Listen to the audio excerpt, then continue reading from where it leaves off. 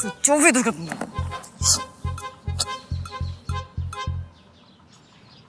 ലച്ചു ലച്ചു എന്താ അമ്മായി നിനക്ക് കോളൊന്നും വന്നില്ലേ? ആരൊക്കെ ചറവറാന്ന് വിളിക്കുന്നുണ്ട്. ഞാൻ സ്വിച്ച് ഓഫ് ചെയ്ത് വെച്ചേക്ക. ആ എന്നാ ഓണാക്കാതിരിക്കണാണ് നല്ലത്. വല്ല മനുഷ്യാവകാശ കമ്മീഷൻ എന്നാ പോലീസ് എന്നൊക്കെ കോള് വരും. പോലീസിൽ നിന്നോ മനുഷ്യാവകാശ കമ്മീഷൻ നിന്നോ കോള് വരുമെന്ന്. എന്തിനെന്നാ?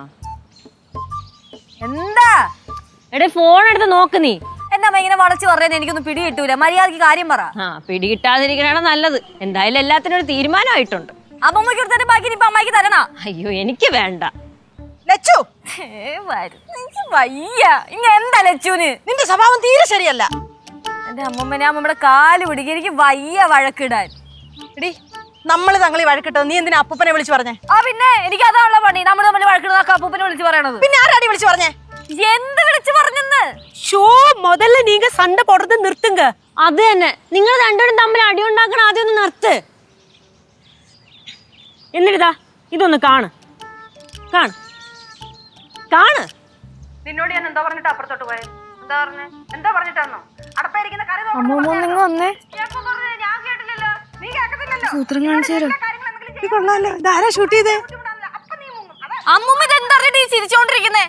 എന്റെ അമ്മൂമ്മ നമ്മൾ തമ്മിൽ വഴക്കിടുന്ന നാട്ടുകാർ മൊത്തം കണ്ടോണ്ടിരിക്കുക. കണ്ടോണ്ടിരിക്കുന്നോ? അതെങ്ങനെയാ? എന്റെ അമ്മൂമ്മ ഈ വീഡിയോ സോഷ്യൽ മീഡിയയിൽ വൈറലാന്ന്. ഇനിയിപ്പോ നമ്മളെന്ത് ചെയ്യും? അമ്മായി ഞങ്ങള് തമ്മില് വഴക്കിടുന്നത് നൈസായിട്ട് ഷൂട്ട് ചെയ്തിട്ട് അത് പബ്ലിഷ് ചെയ്തല്ലേ? അയ്യ ഞാനും നല്ല ഷൂട്ട് ചെയ്തത്. നിന്റെ പുന്നാരനെ ഷൂട്ട് ചെയ്തതാണ്. ഇപ്പഴേ നാട്ടുകാര് ഫുള്ള് കണ്ട്. അമ്മ ഇത് കണ്ടിട്ടാണ് പടലത്തുനിന്ന് അച്ഛമ്മയെ വിളിച്ചത്. മനസ്സിലായ? അതുകൊണ്ടാണ് നിനക്ക് ഇത്രയും കോൾസും വരണത്. കേശുടെ കേശു എന്തിയെ? എനിക്കറിഞ്ഞൂടാ.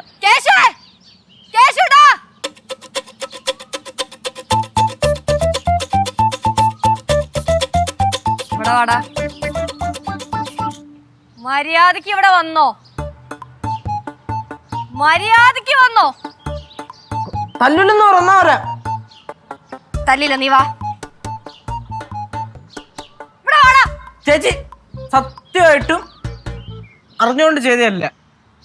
ലൈവ് പോണ കാര്യം അമ്മച്ചിയാണ്, ഞാൻ അറിഞ്ഞില്ല. ഫോണിന്റെ കംപ്ലൈന്റ് ആണ്. ഞാൻ അന്നേ പറഞ്ഞാണ് ഫോൺ കുറച്ച് പ്രശ്നമാണ്, കംപ്ലൈന്റ് ആണെന്നൊക്കെ. കേട്ടില്ല. തല്ലല് ചേച്ചി തല്ലില്ല എന്നുള്ള വിശ്വാസത്തിൽ വരികയാണ്. തല്ലി അമ്മച്ചിയാണ്, ഞാൻ ഇവിടെ ഓടും. ജമ്മം ചെയ്താൽ പിന്നെ തിരിച്ച് വീട്ടിലോട്ട് വരില്ല. ശരിക്കും എന്താ സംഭവിച്ചേ? നീ മനഃപൂർവ്വം ലൈവ് പോയതല്ലേടാ? മനഃപൂർവ്വം? ഞാൻ അങ്ങനെയൊക്കെ ചെയ്യോ ചേച്ചി?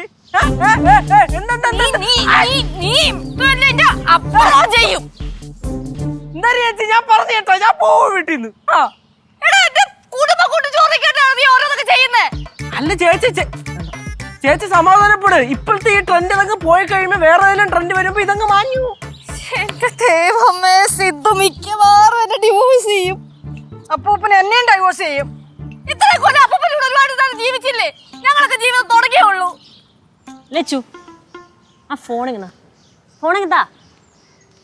ഞാനേ കമന്റ്സ് ഒക്കെ ഒന്ന് വായിക്കട്ടെ. കുറേ ഓൺലൈൻ മീഡിയയിൽ ഇത് വൈറലായിട്ടുണ്ട്.